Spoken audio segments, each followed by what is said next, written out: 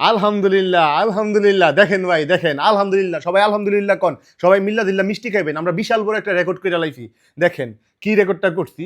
বিশ্বের দূষিত শহরের তালিকায় ঢাকার আশেপাশেও নেই কেউ। আমরা দূষণের দিক দিয়ে সারা পৃথিবীতে এমন এক অনন্য নদীর তৈরি করছি যার ধারে কাছে তো কেউ নাই। দূষণের দিক দিয়ে ঢাকা শহরের যেই ব্যাপারটা এটা একটা স্কোর দেয়া চিহ্নিত করা হইছে। যেমন ঢাকা শহরের স্কোর হইতাছে গিয়া ৫৪১।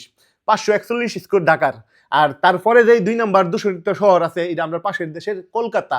কলকাতার স্কোর হইতাছে গিয়া ২৭১, প্রায় অর্ধেক না অর্ধেকই। তারপরে ৩ নাম্বার দূষিত শহর যেটা এটাও আমরা পাশের দেশেরই দিল্লি। এটা হচ্ছে ২৬১। এটা দিল্লির থেকে আমরা দ্বিগুণেরও বেশি দূষিত শহর। চিন্তা কইরা দেখেন একটা সময় দিল্লি কিন্তু সবচেয়ে শীর্ষ দূষিত শহর ছিল। কিন্তু সবকিছু ছাইরা ছুইরা আমরা অনেক একদম শীর্ষে আইয়া পড়ছি। একদম বিশাল উপরে গেছি গা। আমরা ধরার মতন কোনো দেশ বা কোনো শহর আর আমরা আশেপাশে নাই ভাই। আলহামদুলিল্লাহ কন। আমরা সবাই মিল্লা হনে ওই সেন্ট মার্টিনরে রক্ষা করানোর লিগে সেন্ট মার্টিনের মধ্যে পর্যটক যাওয়া বন্ধ করে দিলাইছি। এন্দা ঢাকার একদম সারা, মারা সারা। খালি কি ভাই সেন্ট মার্টিন রক্ষা করলে হইব? রাজধানী শহরটা রক্ষা করানোর দরকার না? চিন্তা কইরা দেখেন এই শহরটার মধ্যে ৩ থেকে ৪ কোটি মানুষজন বাস করে এবং প্রতিনিয়ত নতুন নতুন মানুষ ঢুকতেছে, প্রতিনিয়ত নতুন নতুন বিল্ডিং গজাইতেছে। এই শহরটা কি এখন ভাই বসবাসের যোগ্য? এই শহরে প্রতিদিন নতুন নতুন মানুষজন ক্যান্সারে আক্রান্ত হইতেছে, নতুন নতুন ফুসফুস রোগী, নতুন নতুন এই সমস্যা ওই সমস্যা সব কি এই দূষণের কারণে। আমরা এই দূষিত শহরটার মধ্যে কেমনে সার্ভাইভ করতেছি এটা মনে হয় আল্লাহর একটা রহমত ছাড়া আর কিছুই না ভাই।